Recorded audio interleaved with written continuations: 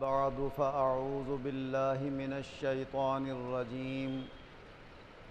بسم الله الرحمن الرحيم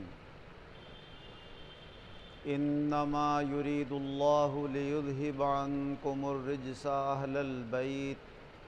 ويطهركم تطهيرا۔ اللہ تبارک و تعالی اپنے کلام عظیم میں ارشاد فرما رہا ہے کہ اللہ تبارک و تعالی نے صرف یہ ارادہ فرما لیا ہے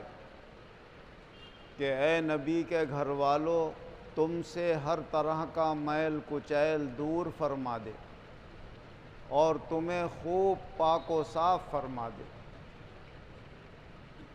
حضور صلی اللہ علیہ وسلم کے اہل بیت اور آپ کے گھر والے آپ کی ازواج مطہرات بھی ہیں، حضرت علی کرم اللہ وجہہ بھی ہیں، حضرت فاطمۃ الزہرا رضی اللہ عنہا بھی ہیں،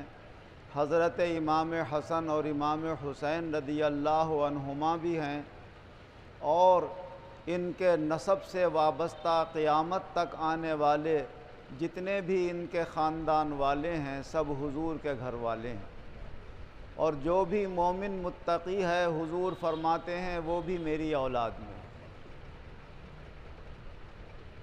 لیکن اصل مرتبہ اور مقام اہل بیت میں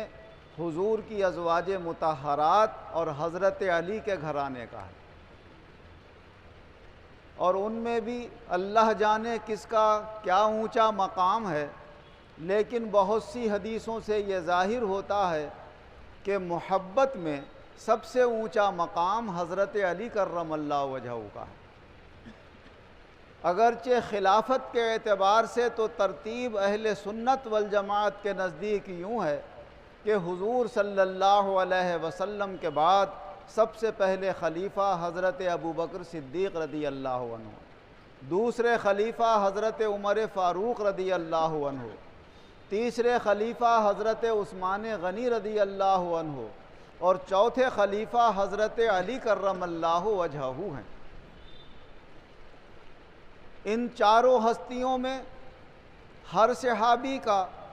جب حضور صلی اللہ علیہ وسلم کی زبان مبارک سے ذکر آتا ہے تو اس سے معلوم یہ ہوتا ہے کہ حضور کی عطائیں تو سب کے اوپر ہیں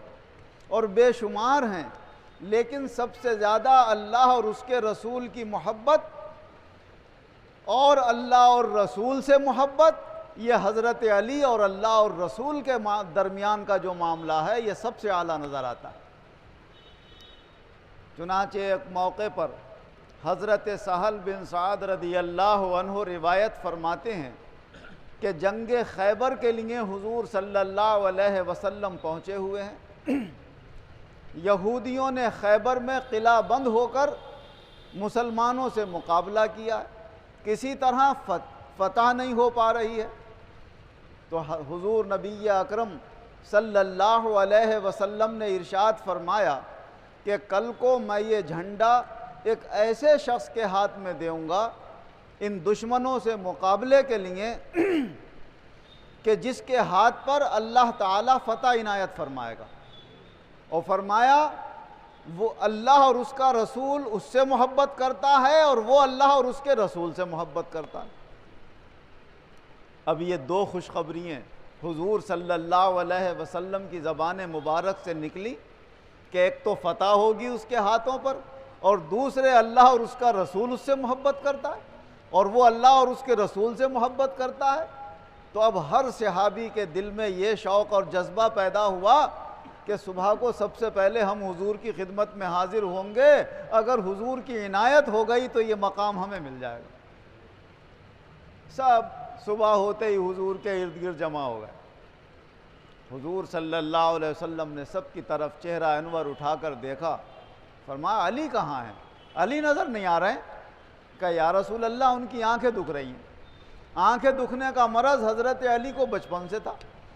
وقتاً فوقتاً دکھتی رہتی تھی، اتفاق سے اس وقت بھی آنکھیں دکھ رہی تھیں اور اپنے خیمے میں لیٹے ہوئے تھے۔ فرمایا علی کو بلا کے لاؤ۔ جلدی سے کچھ لوگ گئے، حضرت علی کرم اللہ وجہہ کو بلا کر لائے حضور صلی اللہ علیہ وسلم نے اپنے قریب بلایا، اپنا لعاب دہن ان کی آنکھوں میں جیسے لگایا، فوراً آنکھیں ٹھیک ہو گئیں، اور پھر جھنڈا اپنے مبارک ہاتھوں سے انہیں عطا فرمایا اور فرمایا جاؤ قلعہ فتح کرو جا کر۔ کہا یا رسول اللہ جب تک ان سے لڑتا رہوں جب تک سب کو فنا نہ کر دوں یا فتح حاصل نہ کر لوں؟ فرمایا اطمینان سے جاؤ، ان کے علاقے میں جا کر اترو، سب سے پہلے ان کے سامنے دین کی تبلیغ کرو، اگر اللہ تعالیٰ نے تمہارے ذریعے سے ایک کو بھی ہدایت عطا فرما دی تو یہ تمہارے لیے سرخ اونٹوں سے زیادہ بہتر ہوگا۔ حضرت علی کرم اللہ وجہہ گئے، دروازہ کھلتا نہیں تھا۔ تاریخ کی کتابوں میں، حدیث میں تو یہیں تک ہے جو میں نے بیان کیا، باقی تاریخ کی کتابوں میں یہ لکھا ہوا ہے کہ حضرت علی نے ایک ہاتھ سے اس کے دروازے کو کھول دیا، اور بعض روایتوں میں یہ ہے کہ توڑ دیا، اور ایک روایت میں یہ ہے کہ اپنی کمر لگا کر اسے کھینچا اور دور لا کر اسے پھینک دیا۔ بہرحال قلعے کا دروازہ کھل گیا آپ کے مبارک ہاتھوں سے، اور اللہ تعالیٰ نے شاندار فتح اور کامیابی عطا فرمائی۔ بعض میں کئی صحابہ نے مل کر یہ چاہا کہ راستے میں سے اس دروازے کو اٹھا کے الگ کر دیں، تو اٹھتا نہیں تھا ان لوگوں سے، اتنا بھاری دروازہ تھا۔ تو یہ شان حضرت علی کرم اللہ وجہہ کی، اور اس مبارک حدیث میں خاص طور سے اس طرف توجہ دلانا ہے کہ جہاں اللہ اور اس کے رسول کی محبت کی بات آتی ہے تو حضرت علی کا نام سب سے پہلے آتا ہے۔ حضرت انس رضی اللہ عنہ روایت فرماتے ہیں کہ حضور صلی اللہ علیہ وسلم کھانا کھانے کے لیے بیٹھے، تحفے میں کہیں سے پرندہ ثابت بھنا ہوا آیا تھا، وہ حضور کے سامنے رکھا ہے۔ حضور صلی اللہ علیہ وسلم نے دعا کے لیے ہاتھ اٹھایا، اے اللہ جو تیری مخلوق میں تجھے سب سے زیادہ محبوب اور پسندیدہ ہو، اس وقت تو اسے بھیج دے میرے پاس، وہ میرے ساتھ یہ کھانا کھا لے۔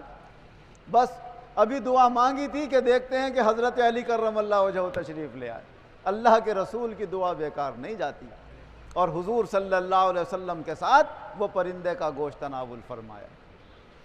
حضور صلی اللہ علیہ وسلم نے ارشاد فرمایا، اے علی تجھ سے ہمیشہ ایمان والے محبت رکھیں گے، اور جو منافق ہیں وہ تجھ سے بغض رکھیں گے،